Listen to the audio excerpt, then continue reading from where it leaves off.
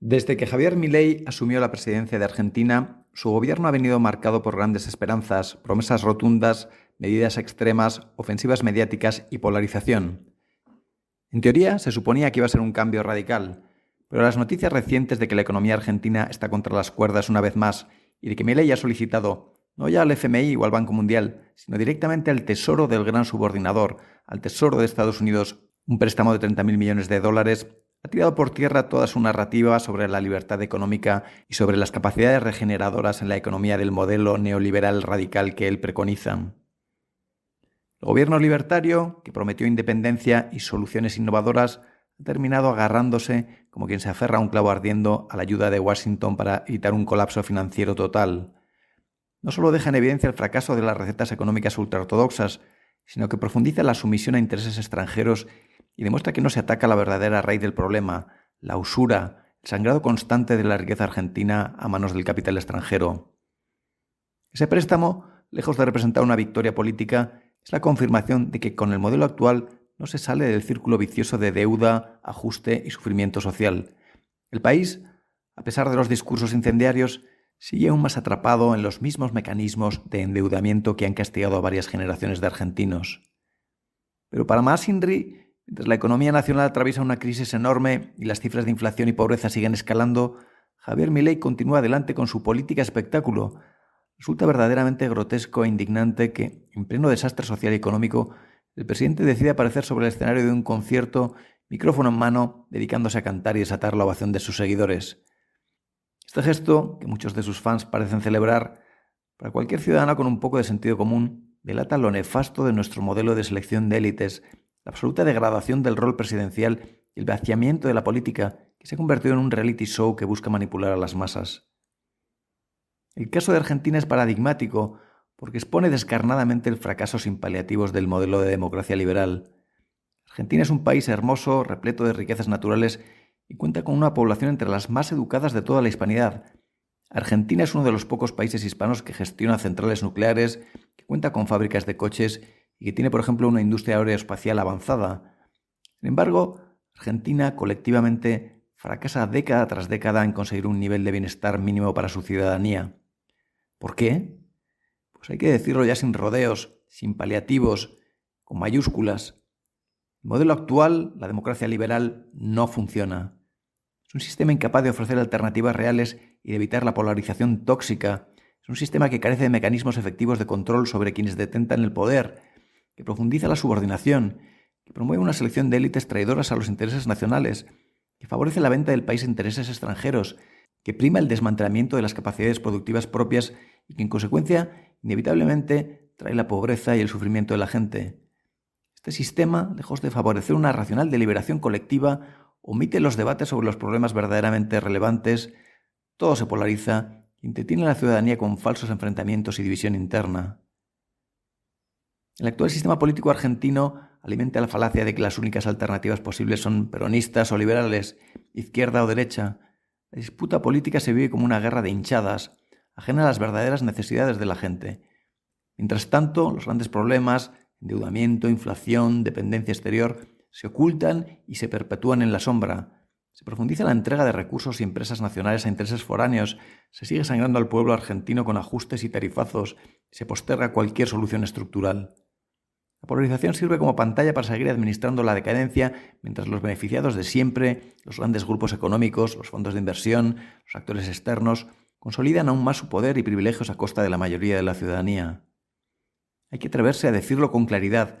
Las democracias liberales, al menos en su versión actual como la de Argentina, no funcionan. Puede resultar incómodo, incluso políticamente incorrecto para los guardianes del status quo, pero la evidencia es abrumadora. El país se hunde, los problemas se agravan, la política se convierte en un espectáculo, mientras la ciudadanía sufre impotente el deterioro de sus condiciones de vida. Es la hora de hacer autocrítica real. No podemos aplazar por más tiempo la tarea intelectual de buscar modelos superadores. Cada año que pasa sin dar una respuesta propia, hispana, basada en nuestro carácter, en nuestra personalidad, en nuestra idiosincrasia, es un año en el que la ciudadanía hispana seguirá sufriendo. Miremos a nuestro alrededor, analicemos, estudiemos, aprendamos de lo que de verdad funciona. Necesitamos nuevas instituciones verdaderamente operativas que ataquen nuestros problemas reales, Instituciones en las que personas con conocimiento técnico y talento debatan y consensúen la mejor forma de atacar nuestros problemas, ajenas completamente al enfrentamiento de los partidos políticos, que todo lo envenena, que todo lo degrada, que impide el debate objetivo, el debate técnico bien intencionado. No es nada fuera de lo común. Es lo que sucede en cualquier gran empresa, en cualquier empresa multinacional. Se seleccionan personas con conocimiento y talento y trabajan en equipo para resolver problemas y ejecutar decisiones. ¿Dónde acabaría una empresa multinacional gobernada por facciones políticas enfrentadas? Pues en la ruina y rápidamente, sin duda. Llevamos décadas y décadas tropezando en la misma piedra de asumir el modelo político que otros han querido imponernos, para nuestro continuado y repetido fracaso. ¿Hasta cuándo vamos a seguir así? Hablamos sobre estos temas, en especial sobre el problema de la deuda, con el profesor argentino Héctor Giuliano, profundo conocedor del mundo de las finanzas y la deuda, autor del libro Problemática de la deuda pública argentina. La verdadera lógica del usurero es prestarle a quien no pueda pagar. Lo que quiere el usurero no es que el deudor le pague, sino que el deudor no le pueda pagar nunca. De tal manera que ese capital financiero, que si no permanecería ocioso, se perpetúa como una renta financiera constante. El presidente Milei ha fracasado. Porque si después de imponer, como ha impuesto, uno de los más duros ajustes de la historia argentina, a títulos públicos que pagan las tasas más altas del mundo, los títulos públicos argentinos pagan tasas de interés que van entre el 60 y hasta el 75% nominal anual. Una locura, una sangría financiera imparable. Les damos las buenas tardes a nuestros espectadores, les enviamos un saludo muy cordial. Hoy tenemos la suerte de contar con don Héctor Giuliano, con el profesor Héctor Giuliano, experto en finanzas muy reconocido. Ha sido asesor del Congreso de la Argentina, el Congreso de la Nación Argentina, como experto en finanzas. Es autor de una obra monumental de 12 tomos titulada Problemática de la deuda pública argentina. Y pues queremos hablar con él de toda la situación, difícil situación económica que está viviendo la Argentina. Profesor, don Héctor, muchas gracias por estar con nosotros. Bienvenido. Recíprocamente, Pablo, te agradezco la oportunidad de salir en este espacio y espero ser útil a todos los espectadores en cuanto a dar un panorama de la realidad del endeudamiento público, que en principio está referido a la Argentina, pero cuyas reglas son universales, por lo cual todos los países del mundo, ustedes en España también lo saben por experiencia propia, sigue el mismo patrón.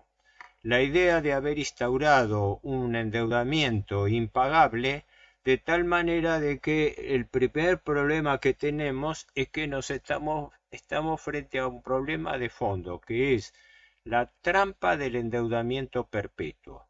¿Qué quiere decir esto? Cuando una persona, una familia o una empresa, un Estado, contrae deuda sin la debida capacidad de repago, eso implica en la práctica que esa deuda está condenada inexorablemente a vivir siendo refinanciada in eterno. Y eso es lo que está pasando en la Argentina en características dramáticas, pero que extrapolado a los demás países del mundo, pienso que en mayor o menor escala lo están viviendo todos, ¿verdad? Porque la primera potencia del mundo, los Estados Unidos, es el país más endeudado del mundo. Los Estados Unidos tienen un Producto Bruto que creo que en este momento ellos lo computan como 28 o 29 trillones de dólares. Son lo que en nuestra grafía hablamos de billones, es decir, millones de millones. Ellos lo llaman trillones, ¿verdad? Pero frente a ese Producto Bruto, la deuda pública norteamericana está ya en el orden de los 36, 37 billones de pesos. Y es la primera potencia del mundo, y es la más endeudada del mundo. Y como sabemos, los países de la Unión Europea, Italia, España y otros, tienen deudas superiores al Producto Bruto. En el caso de la Argentina es muy discutible porque las cifras oficiales no reflejan la realidad, pero el porcentaje de endeudamiento contra Producto Bruto estaba en el 75-80%, pero decididamente es una cifra inexacta, no porque por una oposición política, porque yo no estoy en una postura política, estoy haciendo un análisis objetivo, técnico, sino porque no se computan rubros importantes. Entonces, si yo no estoy midiendo las relaciones correspondientes, voy a tener un índice distorsionado.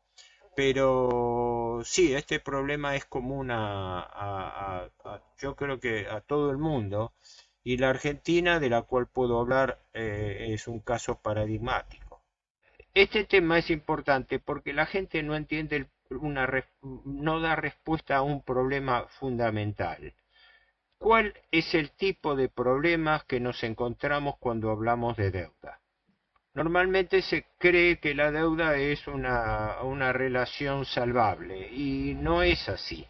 Yo lo único que pido es que se tengan en cuenta tres conceptos preliminares sin los cuales va a ser un poco difícil entender lo que hablemos después. El primero es que la deuda es un condicionante total y absoluto de todo lo que ocurre en materia financiera, económica y política. El que no entiende eso no entiende en qué mundo estamos viviendo, porque el mundo se rige por el poder del dinero, por el poder del capital financiero. Si no se entiende eso, no se entiende nada de por qué estamos hablando de una trampa de deuda perpetua. El segundo concepto que quiero que quede en claro es este. La deuda no es un hecho aislado, no es producto de una mala operación o una mala estimación hecha en algún momento. La deuda es un sistema y como todo sistema es un proceso continuo que se retroalimenta. Tercer punto importante. Como todo sistema, la deuda tiene una lógica. Entonces nos tenemos que preguntar, ¿cuál es la lógica que rige el sistema de la deuda? Y aquí tenemos que rescatar un concepto viejo pero ayornado, que es la usura. Normalmente se entiende la usura como la actitud, la capacidad de negociación más fuerte que el acreedor tiene sobre un deudor necesitado, ¿verdad? Eso es Ujú. cierto y ha sido históricamente así. Pero hay una dimensión mucho más grave de la usura, que es la que está viviendo el mundo. Normalmente se piensa que el acreedor presta para obtener sus dividendos y la devolución del capital. Pero en este momento sobra capital financiero en el mundo. Las operaciones financieras son un múltiplo que es inestimable. Algunos llegan a suponer entre 80 y 100 transacciones financieras por cada transacción económico-comercial que se produce en el mundo. ¿Y cuál es la clave del prestamista usurero? Que todo el mundo cree que el prestamista usurero es alguien que presta, que actúa mal, actúa compulsivamente, pero en el fondo su actitud es legítima, quiere cobrar, quiere que le reintegren su dinero. Ahí es donde yo tengo una discrepancia. No, la verdadera lógica del usurero es prestarle a quien no pueda pagar. Lo que quiere el usurero no es que el deudor le pague, sino que el deudor no le pueda pagar nunca. De tal manera que ese capital financiero, que si no permanecería ocioso, se perpetúa como una renta financiera constante. Perdón que me extendí en este concepto, en estos conceptos preliminares, pero me parece que es importante porque cuando se ataca un problema hay que entender cuál es la lógica del problema. Sí, no, a mí me ha Perdón parecido... que me extendí más de la cuenta, No, pero no, no, quería no. responder un poco al Y- planteo inicial. Y a Ahora mí me estoy a tu pareció, disposición, Pablo. sí, me ha parecido súper interesante su reflexión sobre la usura, porque estamos acostumbrados a pensar que la usura es un tipo de interés muy alto, exageradamente alto. Por ejemplo, hay una ley en España, no pueden ser tipos de interés superiores al 20% anual. Sí. Pero en cambio, la usura puede ser también con un tipo de interés bajo. Si consigues que esa deuda sea impagable, aunque el tipo de interés no sea exageradamente alto, sigues teniendo al deudor estrangulado, ¿no? Sí, porque en el fondo la usura es subjetivo. La usura es alta o baja según la capacidad de repago del deudor. En consecuencia, el deudor no tiene la misma capacidad de negociación que tiene el acreedor. Esto es antiguo. Uno de los maestros, para quien le interese, de la crítica contra la usura fue San Alfonso María de Ligorio, que escribió en el siglo XVIII, ¿no? Y era la tragedia de la usura, cómo el prestamista usurero financiero avanza sobre la propiedad del deudor. Se produce una desposesión del deudor. Y eso es lo que está ocurriendo en la Argentina y en el mundo. El capital financiero avanza sobre el capital económico. Las inversiones son lo que se llama inversiones financieras autónomas, que se retroalimentan con el arbitraje financiero y no con su relación con la economía real. La diferencia entre una inversión financiera directa, venir a poner una fábrica, venir a hacer una inversión física en el país, y la inversión financiera que consiste en venir a hacer un arbitraje entre tipos de cambio, tasas de interés y llevarse una ganancia financiera especulativa comprando o vendiendo bonos públicos o títulos de acciones en bolsa. El tema es muy complejo, pero no quiero apartarme y estoy a tu disposición para las preguntas. Fenomenal. Pues ahora quería preguntarle yo sobre la situación concreta de Argentina. Parecía que Milei venía a poner foco en la macroeconomía, que a través de la reducción del gasto público, imponiendo cierto sufrimiento a la población, iba a conseguir que las grandes cifras macroeconómicas fueran buenas. Pero nos encontramos con que no, con que ahora de repente necesita de urgencia un préstamo de 30.000 millones de dólares que le pide a Estados Unidos. ¿Cómo hemos llegado a esta situación, según su opinión, profesor? Y ahí, la primera observación implícita en lo que vos estabas diciendo. El presidente Milei ha fracasado, porque si después de imponer, como ha impuesto, uno de los más duros ajustes de la historia argentina, ¿no? Y un ajuste realmente fuera de los cánones tradicionales, porque fue más duro todavía con los sectores menos pudientes. Por ejemplo, el retraso en salarios reales, jubilaciones y pensiones reales y planes sociales. Cuando me refiero a reales, me refiero netos de inflación, ¿verdad? Para a los fines de explicación general. El salario real es el salario nominal que percibe una persona menos la inflación. Esa diferencia le da el verdadero poder de compra que tiene el individuo. Porque si los precios, como en la Argentina, aumentan más que los salarios y las pensiones, consecuentemente el poder adquisitivo baja. Y eso es lo que ha provocado el presidente Milei. Paradójicamente, un presidente hiperliberal que se considera anarcoliberal es el que ha trabajado más en favor de la inflación argentina, porque ahora se jacta de tener un nivel de inflación razonable del orden del 2% mensual, 2% mensual, que es todo un éxito en la Argentina. Pero cuando él arrancó en diciembre del año 23, disparó la inflación al 25% mensual. Y en el año y medio que lleva de gestión, tomado a mayo de este año, la inflación argentina aumentó 227%. Miento, a julio, actualizado a julio, durante un año y medio de gestión Milei, el mismo presidente que exhibe un logro de la inflación, lleva una inflación acumulada del 227% total, mientras que salarios y jubilaciones no han crecido en la misma medida. ¿Qué quiere decir esto? Que con eso se ha producido una fortísima recesión, con disminución de la demanda, con cierre de empresas, con aumento del desempleo y con altibajos en la pobreza, porque la pobreza aumentó fuertemente por efecto del tipo de cambio, medido en tipo de cambio, pero luego recuperó porque el presidente Milei lleva una política de atraso cambiario. ¿Y con qué aguanta ese atraso cambiario? Con deuda externa.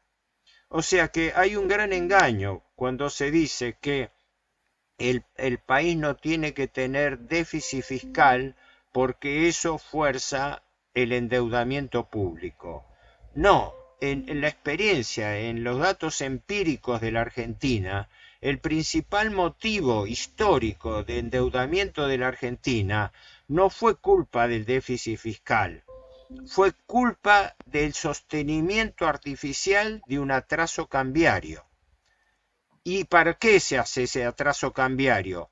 Para que los capitales financieros extranjeros puedan hacer un negocio de arbitraje que se llama carry trade, acá lo llaman bicicleta financiera, que consiste en entrar al país con dólares, convertirse a títulos públicos que pagan las tasas más altas del mundo.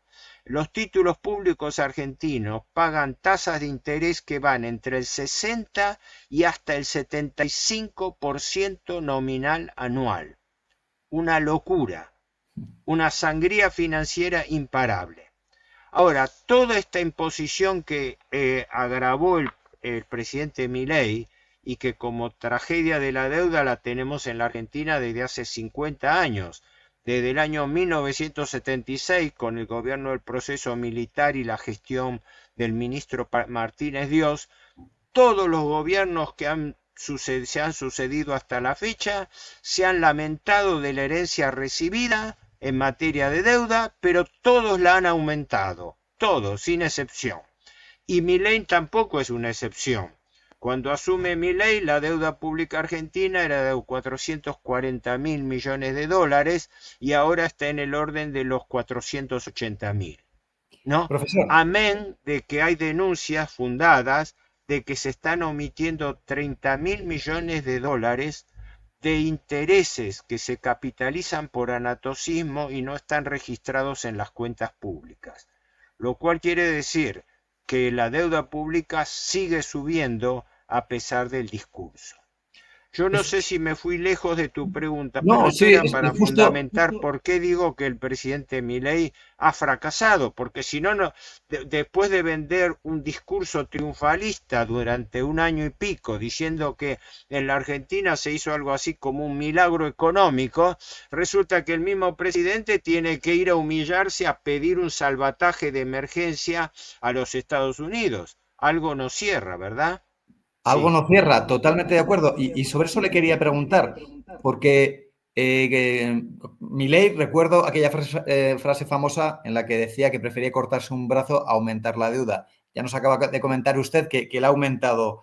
Él prometía cerrar el Banco Central y dolarizar la economía, no lo ha hecho. Y pone de ministro de Economía a Caputo, que había sido, si no me equivoco, el presidente del Banco Central con el gobierno de Macri, que aumentó también la deuda de 240.000 a 340.000 millones de dólares. ¿Por qué Milei ha hecho algo totalmente distinto de lo que prometía, ¿no?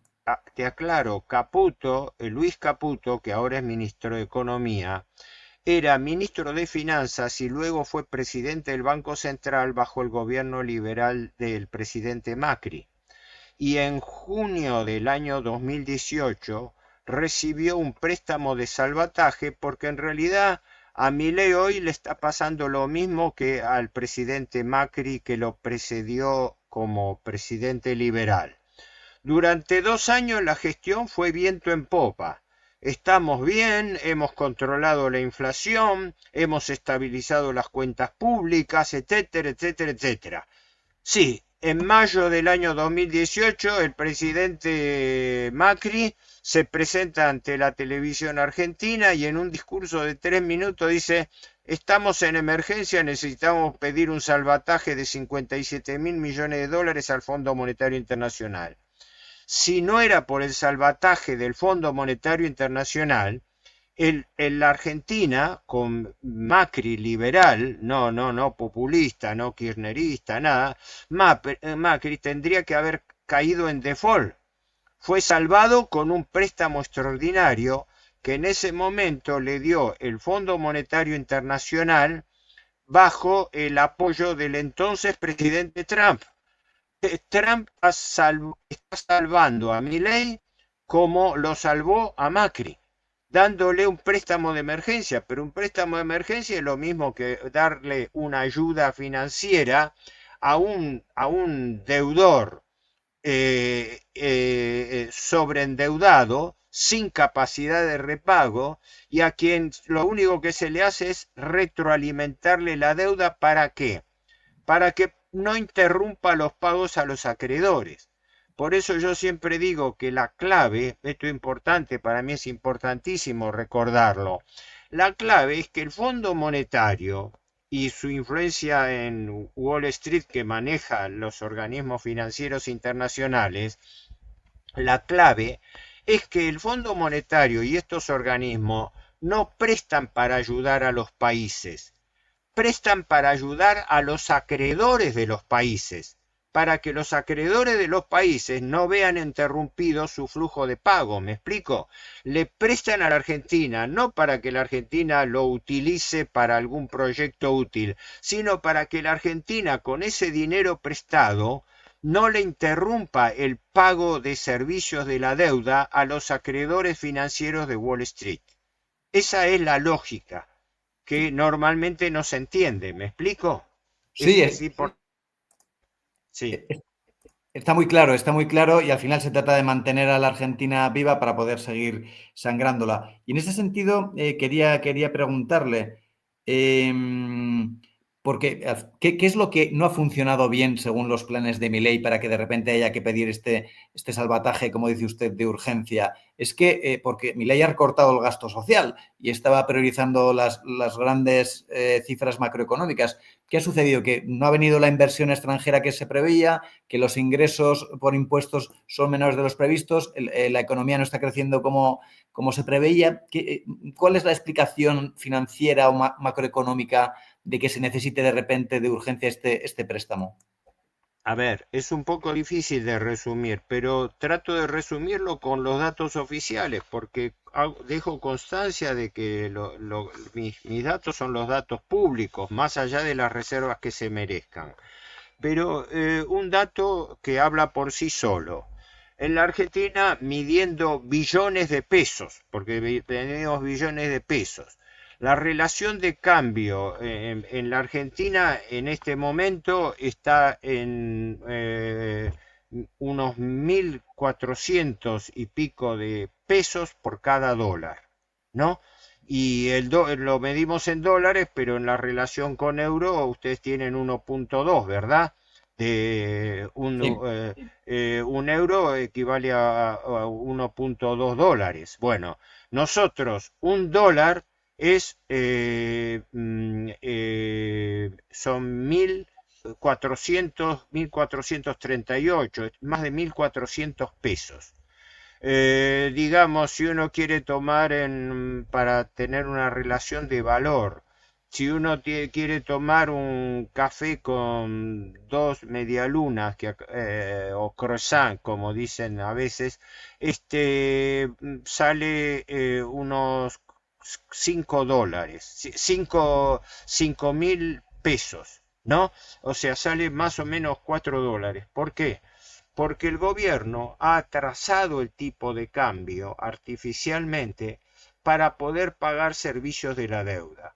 Así que la clave de todo este atraso, directa e indirectamente, es el pago de los servicios de la deuda. El año pasado, cifras oficiales, el gobierno tuvo una victoria pírrica para poder bajar el déficit fiscal. Efectivamente lo bajó, pero lo bajó a costa de retrasar y bajar los salarios reales, las jubilaciones reales, los gastos sociales en general y sobre todo cortando las obras públicas. De tal manera que logró un superávit fiscal de más de 10 millones, 11 billones de pesos. ¿Sabes a qué destinó esos 11 billones de pesos? Las dos terceras partes, unos 8 billones, a pagar intereses de la deuda. La deuda en este momento, como decía, llega a unos 480.000 millones de dólares. Por año le vencen a la Argentina más de 100.000 millones de dólares. El presupuesto de este año, mandado al Congreso ahora hace 2 semanas por el presidente Milei, fija que los vencimientos de deuda que tendría que pagar la Argentina el año que viene equivalen a 203.000 millones de dólares en un año. Una locura impagable. ¿Cuánto paga la Argentina de capital? Nada. Lo único que paga son intereses. ¿Para qué? Pagando los intereses, haga un rollover, haga una refinanciación continua del principal, del capital. Por eso yo decía que acá hay que tener presente que la usura está presente en el mundo moderno y es el ABC de todo el funcionamiento que está matando la economía productiva. ¿Por qué? Porque no hay forma de razonarlo pensando que, te digo más, ¿sabes cuánto debiera estar pagando la Argentina de intereses? Por año, más de 40.000 millones de dólares. Y con todo el esfuerzo y el plan de ajuste que está imponiendo la administración Milei, no llega a pagar 12.000 millones. Es decir, con todo este sacrificio de ajuste, la Argentina no llega a pagar siquiera la cuarta parte de los intereses. Mucho menos va a poder pagar el principal de la deuda. Por lo cual, tratando de responder a la inquietud, ¿cómo se llega a esto? Que el discurso Milei fue una ficción dogmática, pensando que si se bajaba el déficit fiscal impietosamente, bajando sueldos, pensiones, cortando obras públicas, es decir, forzando uno de los peores ajustes que ha tenido la Argentina, porque esos ajustes provocan recesión económica, y la recesión económica hace que han cerrado decenas de miles de comercios, aumenta el desempleo y no aumenta la capacidad de pago, salvo sectores de buena posición que siguen teniendo una situación desahogada. Pero esa contradicción lleva a que Milei ha tensado la cuerda demasiado y ahora la realidad le pasa factura, le pasa su devolución. ¿Qué quiere decir? Que pese al esfuerzo impuesto al pueblo argentino y a toda la economía del país, tuvo que salir de emergencia a pedir un salvataje que ya excede el salvataje que le está dando el Fondo Monetario Internacional y requiere aportes directos de la tesorería norteamericana. Aclaro esto porque ha sido noticia en estos días. El secretario de Tesoro norteamericano, Scott Bessent, ha dado, lo mismo que el presidente Trump, un espaldarazo formal y casi parece incondicional a la Argentina como aliado de Estados Unidos. Es sabido que la postura del presidente Milei ha sido de una alianza de total subordinación con los Estados Unidos y el Estado de Israel, dicho por el propio presidente Milei, ¿no? Es decir, la influencia del lobby norteamericano en la Argentina es absoluta, sí, tanto en su influencia como en los hombres que constituyen la estructura de poder de gobierno, ¿no? O la estructura de mandos del gobierno, porque no tienen una política autónoma. Esa ayuda norteamericana se suma a la del Fondo Monetario Internacional. Pese a la ayuda recibida anteriormente, en enero de este año, la Argentina contrajo otro préstamo del Fondo Monetario Internacional por otros 20.000 millones de dólares. A eso lo ratificó el Board, la Junta de Gobernadores del Fondo Monetario, en julio de este año, por la cual le autorizó desembolsos a la Argentina por 12.000 millones. ¿Para qué? Para que con esos 12.000 millones la Argentina le pague una cuota aparte al propio Fondo Monetario Internacional. Es decir, el Fondo Monetario le presta para que la Argentina, con el dinero prestado por el fondo, le pueda pagar intereses al propio Fondo Monetario Internacional. Una situación La locura. traída de los pelos. Pero además, para que con ese dinero le pague a los acreedores financieros. Lo que decía antes, el préstamo no ayuda al país, el préstamo ayuda a los acreedores del país, porque si la Argentina entrase en default, bueno, los acreedores del país habrían hecho mal negocio y tendrían que absorber pérdidas. Eso es, Para y que sobre no eso, absorban esas pérdidas, ¿qué hace? El gobierno norteamericano, para defender a los especuladores financieros de Wall Street, que son los principales prestamistas de la Argentina, le influye sobre el Fondo Monetario Internacional para que le dé préstamos a la Argentina, para que la Argentina no le interrumpa los pagos a esos acreedores. Pero como aún así el proyecto Milei ha fracasado, Milei tuvo que tomar de emergencia un avión para ir a pedir ayuda extraordinaria a los Estados Unidos. Hasta ahora no se sabe nada concreto de en qué consiste esa ayuda. El secretario del Tesoro norteamericano, Scott Bessent, como te decía, ha dado una comunicación, pero una comunicación sumamente genérica, donde ha prometido básicamente tres cosas.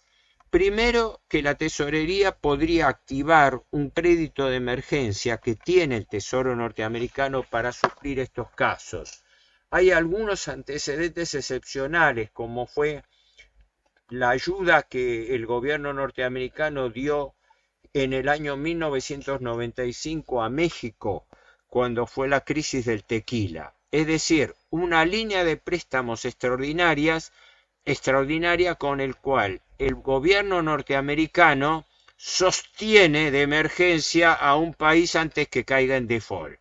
Entonces, lo que comprometió Bessent es que si la Argentina entrara en una situación crítica, puede contar con un crédito que no cuantificó del llamado Fondo de Estabilización Cambiaria de la Tesorería norteamericana. En segundo, sin especificar ni monto ni condiciones, ¿no? Porque algunos suponen que podría llegar a prestar hasta 20, 30 mil millones de dólares, pero son supuestos periodísticos, no hay información oficial. Y la que existe todavía se mantiene en secreto. La segunda medida que anunció Scott Bessent fue que Estados Unidos daría a la Argentina un préstamo swap o pase de monedas equivalente al que la Argentina ya tiene suscrito con China y que tendría por finalidad reemplazar el préstamo de swap de China por un préstamo análogo de los Estados Unidos.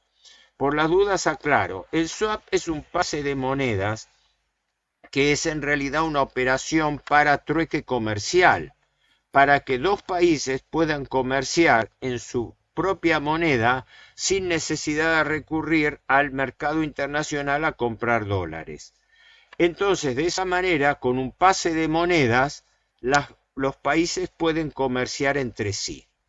La gran distorsión es que esa, que es una operación comercial, se transforma en una operación financiera para conseguir dólares para que, con el swap de China, la Argentina pudiese pagar en dólares a los acreedores fundamentalmente norteamericanos. Ahora, lo que está proponiendo Bessent es que el swap de China pudiera ser reemplazado por un swap de los Estados Unidos. Y en tercer término, lo que habló, que es una medida que todavía se está estudiando porque no se sabe cómo se instrumentaría, es que el Tesoro norteamericano podría intervenir directamente para comprar títulos públicos argentinos, o sea, deuda de Estado a Estado, o sea, cuando la Argentina licita bonos en moneda extranjera, los saca al mercado para que lo compran generalmente grandes fondos de inversión internacionales, ¿verdad? En este caso lo que estaría ofreciendo es que cuando no le prestan los acreedores financieros, el Tesoro podría comprar directamente títulos de la deuda argentina o los podría comprar también en el mercado secundario. O sea, una especie de estatización de deuda externa en favor de los Estados Unidos. Hasta ahí los tres enunciados nada más, que hasta ahora no se sabe nada de la letra de los acuerdos firmados y el gobierno se ataja diciendo que en realidad están en estudio y que cuando se defina algo se va a informar. Pero esas declaraciones, como es lógico, inspiran desconfianza, ¿no? Sí, No, profesor, no pero sé si también, hice mucho lío en tratar de explicar esto o quedó no, más o menos justo le claro. quería preguntar yo también sobre esto, porque también se habla de ciertas cesiones de tipo geopolítico. Se habla de no solo de cancelar el swap con China, de obligar a cancelar ese swap con China, que parece una forma de cerrar a China la entrada de su comercio hacia la Argentina, o sea, como de reforzar a Argentina como una parte más eh, del patio trasero estadounidense, digamos, ¿no? Se habla también de instalar una base militar conjunta con Estados Unidos en Tierra del Fuego. Se habla de obligar a cancelar el proyecto del telescopio chino-argentino, el CART, en la provincia de San Juan. ¿Qué opina usted sobre eso? Y en especial, nos ha explicado lo del swap, pero desde un punto de vista financiero, la cancelación del swap con China desde un punto de vista comercial, de exportación de las materias primas tipo soja de Argentina hacia China a cambio de comprar productos de manufacturas baratas chinas. Eso aparentemente no es algo muy positivo para la Argentina. ¿Qué opina usted sobre todo esto? Exacto, exacto. Bueno, China junto con Brasil son los dos principales clientes, digamos, socios comerciales de la Argentina, ¿no? Y el swap es, como decía, precisamente es una herramienta que permite a los países comerciar en sus propias monedas, estableciendo una relación de conversión teórica con respecto a la moneda patrón de comercio internacional, que sigue siendo el dólar, pero sin desembolso de los dólares físicos, ¿me explico? Es decir, hay una relación de conversión monetaria y entonces la Argentina puede pagar en pesos las importaciones de China y China en yuanes las importaciones que hace desde la Argentina. Los swaps son fundamentalmente en su origen operaciones para facilitar el trueque, el intercambio compensado entre dos países. Pero, como en este caso, se pueden distorsionar y utilizar también como forma de obtener por clearing canje a terceras monedas, que es lo que estaba haciendo la Argentina. El año pasado, China le destrabó un desembolso de 5.000 millones, equivalente a 5.000 millones de dólares, para que la Argentina, con el swap de China, comprase dólares, es decir, China entrega yuanes, la Argentina cambia esos yuanes por dólares y con esos dólares paga parte de los intereses de la deuda pública. El gobierno Trump, como es sabido, furibundamente contrario a que China tenga influencia en los países del mundo y en particular en la Argentina, donde tiene algunos proyectos importantes en curso, algunos de los cuales están detenidos, están parados por el gobierno argentino, ¿no? Como el caso de las represas del río Santa Cruz, que son importantísimas para activar el potencial hidroeléctrico de la Argentina y que el presidente Milei, por servilismo con los Estados Unidos, ha detenido. Es la misma razón por la cual el presidente Milei se ha manifestado en contra del BRICS. Justamente, el BRICS sería en gran medida nuestra tabla de salvación, porque nos permite sustraernos a la influencia unilateral de los capitales financieros con base en Estados Unidos, en Wall Street, que no son de Estados Unidos. El capital financiero es internacional, pero la bolsa de Wall Street es la que regula el mercado argentino e incluso determina las condiciones de riesgo país, las condiciones de cotización de la deuda y fundamentalmente el perfil de vencimientos de la deuda. Así que las dos variantes, China y por extensión el BRICS, han sido vedadas por los Estados Unidos y el gobierno Milei, disciplinado incondicionalmente detrás de la servidumbre de los intereses norteamericano-israelíes, está cumpliendo a rajatabla. Y lo que ha hecho en este momento es que como el gobierno, la política presidencial ha fracasado porque no ha logrado sus objetivos, si hubiera sido exitoso, el gobierno está vendiendo un discurso triunfalista,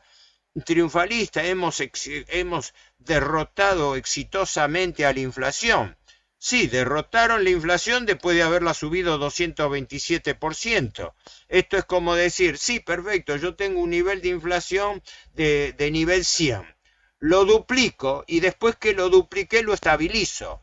Pero ¿con qué trampa? Con que la estabilización del valor de los precios quedó muy por encima del aumento de salarios y jubilaciones, con lo cual todo el mundo perdió capacidad adquisitiva y por eso se provocó recesión económica, que es la que está sufriendo la Argentina, y con eso se alimentó el atraso cambiario. ¿Por qué motivo? Para facilitarle mayor rentabilidad a los capitales especulativos, porque tienen atraso cambiario en el país que paga las tasas de interés más altas del mundo. Las tasas de interés internacionales, medidas por los bonos del Tesoro de los Estados Unidos a 10 años, que rinden el 4,25% anual, la Argentina paga entre 60 y 75% anual. O sea, paga tasas de interés efectivas que van entre el 4 y 5% mensual. No hay economía posible que pueda desarrollarse frente a la sangría financiera del interés de los títulos públicos. Por eso la finanza está matando la economía. Esta es la gran dicotomía que vive la Argentina y en gran medida el mundo moderno. Y profesor, Cómo antes, el capital financiero está estrangulando al capital económico, a las inversiones extranjeras o locales directas, que no les es rentable. ¿Quién va a venir a invertir en la Argentina en algo productivo, como no sea algún negociado con garantías especiales, como en este momento existe un régimen de exención para capitales extranjeros en el petróleo de vaca muerta, en la minería y también en algunos productos como el litio, ¿no? Donde se facilitan inversiones extranjeras con garantía de exenciones tributarias a 30 años. 30 años sin ¿por qué? tributación directa, para que exploten materias primas argentinas que pueden llevarse al exterior, a sus países o a los lugares que ellos deseen, ¿no? Teniendo amplia libertad para hacer transferencia de capitales que no quedan en la Argentina? Entonces uno se pregunta, ¿para qué le da a la Argentina ese privilegio de inversiones desgravadas ¿Qué que saca son de vuelta a la prácticamente Argentina? subsidiadas? ¿Cuál es ¿Cómo? el beneficio para la Argentina de eso? No, no se Es entiende. claro, el beneficio de la Argentina. Le estamos dando el petróleo del yacimiento de Vaca Muerta en la provincia de Neuquén, si bien también es explotado por YPF, pero aclaremos que YPF es una sociedad anónima de la cual el gobierno tiene la mitad del capital. La otra mitad es capital extranjero, ¿no?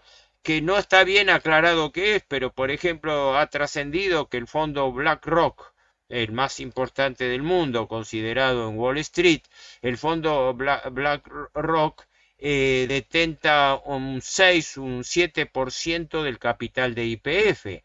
Así que estamos hablando de empresas que eran públicas y que han sido transformadas en transnacionales, en empresas multinacionales. Consecuentemente, las concesiones que se hacen no se hacen a empresas nacionales productivas, sino las que se hacen bajo un régimen de excepción, de privilegio a grandes empresas multinacionales que son las que controlan el negocio de materias primas en materia de hidrocarburos, gas y petróleo por fracking, minería, donde existe un escándalo total con respecto a la minería argentina, porque no se llevan controles debidos de exportación. Se extrae la minería y se exporta como roca en bruto, que lleva no solamente oro, sino lleva también todo tipo de minerales, sobre todo ahora tierras raras, ¿no? De la provincia de San Juan, de la provincia de Mendoza, de la provincia de Santa Cruz, de distintas provincias también del noroeste argentino, donde existe una explotación antinacional de las materias primas, porque se permite la exportación de materias primas mineras sin los debidos controles y registros de exportación. Hace poco se citaba que las cifras de exportación que usa la Argentina son las que declaran unilateralmente las propias empresas. Una ingenuidad increíble, ¿verdad? Pero no hay ningún partido político o medio de comunicación que hable de esto, porque resulta tan escandaloso que es difícil de comprender. Bueno, el escándalo, está bien la observación, porque el escándalo es por partida doble. No solamente el saqueo financiero y económico que está sufriendo el país. Yo siempre digo, por desgracia, la Argentina es un país demasiado rico para poder soportar semejante saqueo de riquezas y de finanzas, ¿no? Toda la clase política, yo diría la partidocracia, el presidente Milei utiliza un término equívoco, habla de la casta. Todavía nunca escuché una definición de qué es para Milei la casta, porque la casta, aclaremos bien, según la Real Academia Española, es un grupo unificado por cuestiones de linaje étnico. Eso es una casta, ¿no? Entonces el presidente Milei ha popularizado acá el mal comportamiento de la casta, refiriéndose a la casta política, es decir, lo que sería la partidocracia, porque no vivimos en democracia, vivimos en partidocracia, porque los partidos políticos usufructan la representatividad del pueblo, ¿verdad? La Constitución argentina, como la mayoría de las constituciones, establecen que el pueblo no delibera ni gobierna sino a través de sus representantes. Pero la Constitución argentina establece que el monopolio de la representación política lo tienen los partidos políticos, que son instituciones artificiales y no instituciones orgánicas de la comunidad organizada. Y los partidos políticos se han transformado en oligarquías. ¿Qué quiere decir una oligarquía? Que no defienden el interés nacional, sino defienden el interés propio, en sus propias, en su propio beneficio. Entonces, Milei no ha aclarado nunca qué entiende por la casta, ha dado a entender que él se opone a la casta política, pero resulta que la casta política del Congreso le está aprobando leyes claves, como le aprobó la ley de bases para que haga el ajuste fiscal, como le convalidó no hacer el presupuesto nacional. El gobierno hace 2 años que se maneja sin presupuesto nacional. Cualquiera sabe que el presupuesto nacional es el plan económico de un gobierno. Hace 2 años que el gobierno, pese a la existencia del Parlamento, del Congreso, gobierna por decretos de necesidad y urgencia. O sea, gobierna en forma dictatorial la economía y las finanzas argentinas. Y ahora se está discutiendo a ver si en este tercer periodo de presupuestario esta vez sí va a llegar a un acuerdo con el Congreso.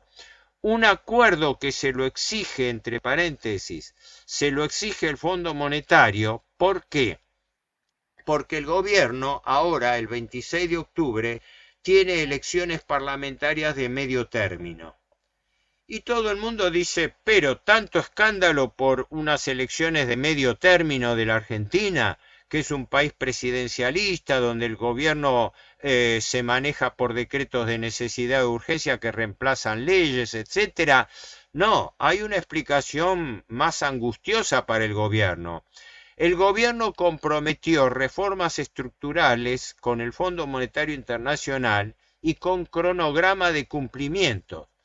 Reforma laboral para disminuir los derechos laborales de los trabajadores, reforma previsional para reducir el peso de las pensiones a la clase pasiva y reforma tributaria, que todavía nadie sabe qué tipo de reforma impositiva tributaria pide el gobierno.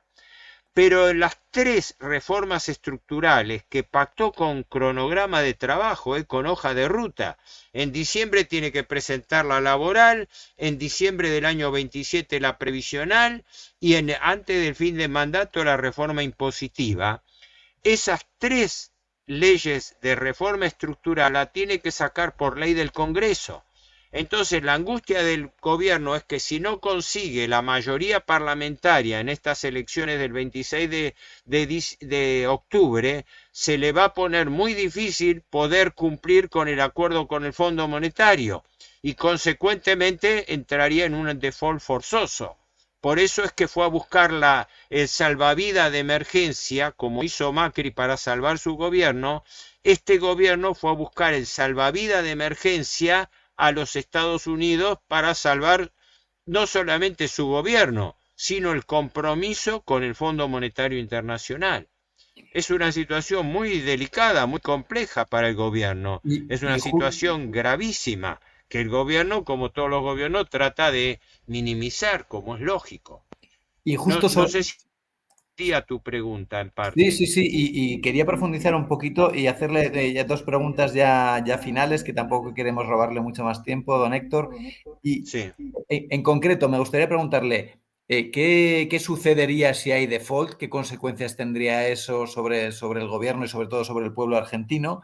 Y luego, ¿cuál es la posible solución para salir de esta situación de subyugación por la deuda, de desangramiento constante de los argentinos para poder pagar a esas grandes empresas financieras? BlackRock, que es tenedor de la deuda argentina, BlackRock, que a su vez es también tenedor de todas las principales empresas mineras que están extrayendo la riqueza mineral de la Argentina, y bueno, como BlackRock, muchos otros grandes fondos o grandes bancos extranjeros. ¿Cuál sería la posible solución? Imagino que es el repudio de la deuda. ¿Algún partido político habla del repudio de la deuda? ¿Algún medio de comunicación habla del repudio de la deuda? Bueno, no, bueno, en principio es algo muy difícil de sintetizar y yo no tengo buena capacidad de síntesis, pero tratando de hacer una apretadísima respuesta a tu pregunta, te digo lo siguiente: si existiera un gobierno que realmente quiere confrontar esta trampa de endeudamiento perpetuo, que es un problema financiero insoluble, insoluble, es decir, tomar deuda sin capacidad de repago es algo, un absurdo. Paradójicamente, estos gobiernos liberales que viven ponderando las decisiones del sector privado frente a las decisiones del sector público, resulta que cuando llegan al poder toman las medidas más irracionales que existen. Empezando por esto, la toma de deuda sin la más miserable capacidad de repago. Si estamos hablando de una deuda que no podemos pagar ni la tercera parte de los intereses y mucho menos vamos a poder amortizar el capital, quiere decir que la Argentina ya está en default. Que ese default esté enmascarado, esté ocultado con una refinanciación artificial permanente para que los acreedores sigan cobrando sus intereses con dinero que la Argentina toma prestado para pagar intereses, ya es parte de una maniobra, un negociado cuasi delictivo prácticamente. Pero si en algún momento existiera hipotéticamente algún gobierno nacional que quisiera realmente confrontar y no convivir permanentemente con esta dependencia absoluta del capital financiero, en mi opinión tiene, para sintetizarlo, tres vías concurrentes. Primero, blanqueo de la insolvencia del país. En algún momento, como existe en la actividad del derecho privado, existe el recurso a la institución de la convocatoria de acreedores. Es decir, que el país convoca a los acreedores, hace manifiesto, reconoce su situación de insolvencia y renegocia. Palabra importante, yo no uso nunca la palabra repudio, porque repudio, que es un eslogan muy utilizado por todos estos grupos de tipo socializante, comunista, etcétera, no es a priori, para mí un planteo engañoso. Lo que corresponde es reconocimiento de la realidad. El reconocimiento de la realidad es el blanqueo de la insolvencia.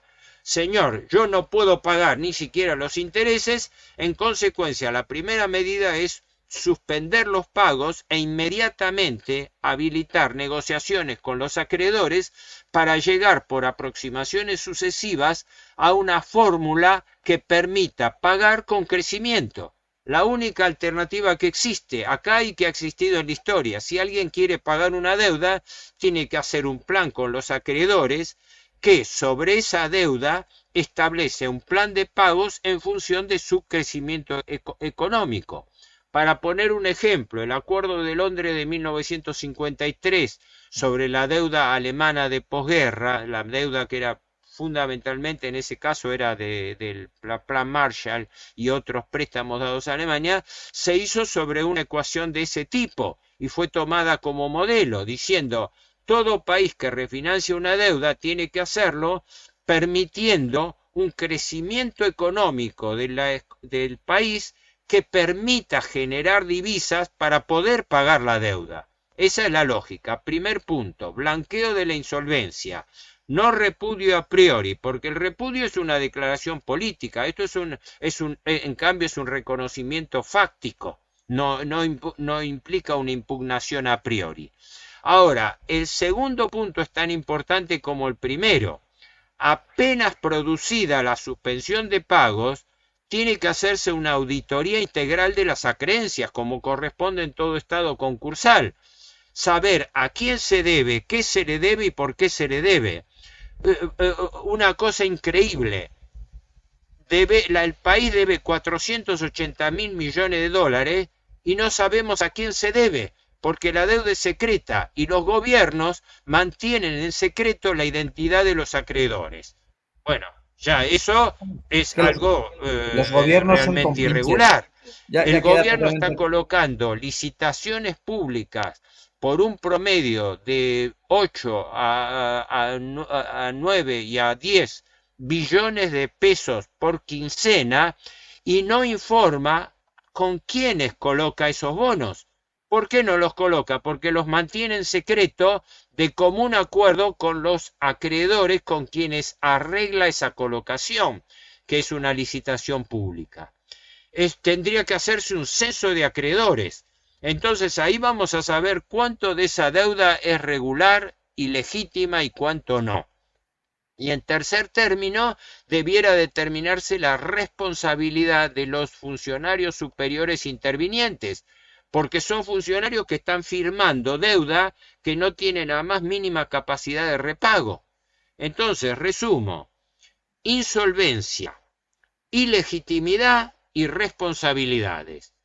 Blanquear la insolvencia del país, que quiere decir hacer borrón y cuenta nueva. Tenemos que poner las cartas sobre la mesa para saber qué debemos, cuánto debemos, etcétera, porque si no, de esta manera no se puede pagar ni siquiera los intereses.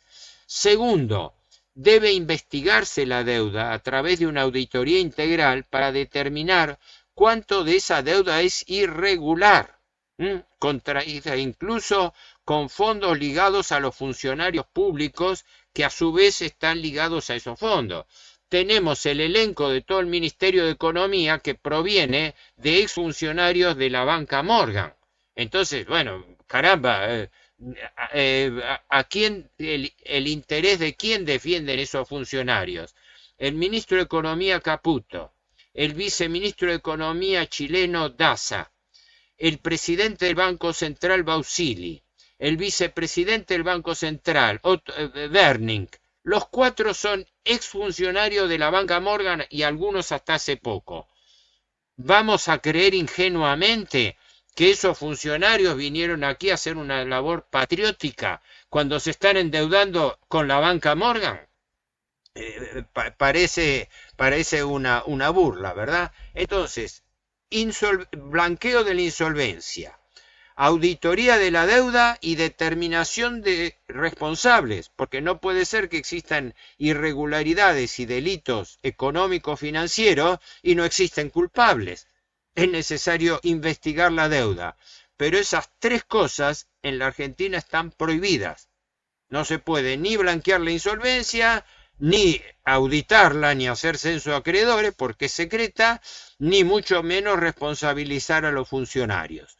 Y algún día podría ser o no que exista un gobierno argentino, un gobierno que defiende el interés argentino, que plantee estas cuestiones. Pero tal como están las cosas, no existen porque el liberalismo macrista o mileísta es funcional con la socialdemocracia kirchnerista. Porque acá se confunde llamando peronismo al kirchnerismo cuando el kirchnerismo no es peronismo, el peronismo fue otra cosa, el kirchnerismo es socialdemocracia y cuando advino el kirchnerismo no solamente endeudó también la Argentina, sino que convalidó todo lo actuado por Macri. Entonces no podemos hablar de una verdadera oposición política. Toda la clase política, lo que despectivamente el presidente Milei llama la casta, es aliada funcional del gobierno, pero se mantiene la ficción porque ante la opinión pública alguien tiene que actuar como oposición fingiendo que se contrapone a la política de gobierno. Hasta acá no sé si fui No, claro o hice sí, lío. sí, sí. No, Con... claro que sí, ha sido muy interesante, profesor. La verdad que es una pena constatar cómo se sigue perpetuando este sistema extractivo, ¿no? Este sistema delincuencial y como comenta usted, al final los partidos políticos, no solo el bipartidismo, sino incluso otros partidos políticos, al final son funcionales a que siga manteniéndose este sistema delincuencial, ¿no? Y lo malo es que no se ve esperanza para los pobres ciudadanos argentinos que cada día pues son obligados a apretarse todavía más y más el cinturón. Y es una situación dolorosa cuando la vemos desde otros países y que sabemos que a lo mejor no con la intensidad con la que la vive la Argentina, pero que está sufriendo otros países de Hispanoamérica. Y este sistema de subordinación por la deuda bajo las democracias liberales, pues ya tenemos que poner sobre la mesa que esto es inaceptable, que esto es inaceptable. Entonces, el sistema debería poder regenerarse si surgieran partidos políticos que denunciaran esta situación, que se la explicaran correctamente a la ciudadanía con claridad, pero no sucede y seguramente no va a suceder porque es que el sistema está montado para que se siga produciendo esta extracción continua de la Argentina, de los Exacto, recursos de la el Argentina. sistema, lo has dicho bien, el sistema, por eso yo hablé al comienzo que dije que era importante tener en cuenta que la deuda no es solamente un problema, es un sistema de deuda perpetua. Si no se entiende la lógica de ese sistema, que es la presencia de la usura en el mundo moderno, y la usura es la impagabilidad de la deuda. El objetivo del prestamista usurero no es que el deudor le pague la deuda, sino que no se la pueda pagar nunca, porque sobra capital financiero en el mundo. Y te digo algo más grave, pero ya pienso sin extenderme del tiempo, que ¿de dónde proviene ese capital infinito? Proviene del lavado de dinero del mundo. No solamente las ganancias legítimas, las ganancias que puedan provenir de rubros no declarados, como el comercio de armas, incluso la prostitución, el tráfico de órganos, sino fundamentalmente el dinero del narcotráfico, que es increíblemente grande. ¿Dónde va a parar el dinero del narcotráfico? En mi opinión, y yo lo he desarrollado esto, el principal receptor del dinero del narcotráfico por lavado de dinero es la deuda pública de los países. Es el principal mecanismo de lavado de dinero. Si no, ¿de dónde surgen todas estas sumas impresionantes de dinero que van a alimentar una deuda pública impagable, pero que tributan millones y miles de millones de intereses? La única explicación posible frente a eso es que existe una estructura de poder financiero que obliga a este sistema. Y hasta ahora, honestamente, no veo ninguna una fuerza política en la Argentina, en el mundo, que se contraponga a esta trampa de endeudamiento perpetuo. No sé, esto es lo que yo traté, no sé si he respondido más o Absolutamente, menos adecuadamente por a supuesto. las inquietudes, pero esto es lo que me parece importante transmitir, ¿no? Pues le agradezco mucho y ha quedado muy claro, profesor. Yo creo que sobre todo esta explicación de este sistema de usura, entonces lo que podemos hacer, pues usted como experto, como gran técnico y yo como mero divulgador, pues tratar de que se conozca esto, de que se extienda esta idea, de que se tome conciencia, de que se constate que esto es un sistema pensado de extracción que está llevando a la infelicidad, a la ruina, a todo un país y que hay que salir de esto y que si el sistema político actual no lo permite, pues habrá que buscar formas de conseguirlo, ¿no? Porque no hay futuro, no hay futuro y es inaceptable para la Argentina que esto siga siendo así. Sí, no, yo lo he resumido en esta expresión. Vivimos una época en que la finanza está matando la economía. La gente asocia normalmente, cree que economía y finanzas son la misma cosa. No, no es así. La economía es la economía física o real, la economía de la inversión, de la producción, de la comercialización de bienes y servicios. Es la economía física o real. La finanza no, la finanza es el arbitraje del dinero en materia de tipo de cambio, tasas de interés y operaciones de transferencia continua de capital entre países, lo que es la libre movilidad del dinero. Lo que está desequilibrando al mundo no es el capital económico, es el capital financiero, la volatilidad del capital financiero que permite desplazarse de un día para el otro masas impresionantes de dinero que están en condiciones de desestabilizar a cualquier país y mucho más a países en desarrollo. Es una trampa insoluble, es decir, el problema de la deuda no tengamos la más mínima esperanza de que se va a poder solucionar. Es un problema insoluble debidamente instalado para obtener la servidumbre de los pueblos. Entonces, ¿qué quiere decir? Que estamos frente al mayor actor, estamos frente a un monstruo, es como tener un elefante o peor, un monstruo del tamaño de un elefante metido en el living de tu casa, pero negar su existencia. Y todavía peor, porque ese animal se pone nervioso si no lo alimentan con intereses y puede hacer un desastre. En consecuencia, esa subordinación permanente de la economía a la finanza es el que está matando y distorsionando la economía moderna. Por desgracia, hasta ahora no avisoro ninguna fuerza política en la Argentina, en el mundo, salvo, bueno, actividades minoritarias, ¿no? De gente conocida que planteen este tema. Yo te agradezco recíprocamente el espacio que me has dado. Espero haber correspondido a la invitación tratando de por lo menos en una cuota aparte dejar algún aporte que sirva a los espectadores. Pero es un tema muy complejo y demasiado difícil para poder resumirlo en una sola charla, Bueno, lógicamente. profesor, usted habla con tremenda claridad, por supuesto tiene un conocimiento abismal del tema y yo creo que, por supuesto, que llega a sus ideas, las ideas fuerza que traslada sobre todos estos aspectos de la usura, de la imposibilidad de salir de la trampa de deuda y de cómo afecta a los países. Nosotros, al revés, estamos súper agradecidos, por supuesto, por este rato que ha pasado con nosotros, por su tremenda claridad y sobre todo por su educación de años y años al estudio, que es la que permite aflorar estas ideas y trasladarlas con claridad a la ciudadanía.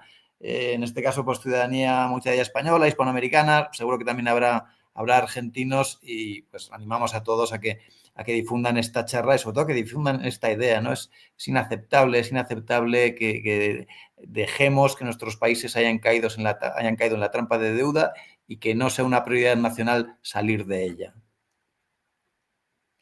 Per- per- Perfecto.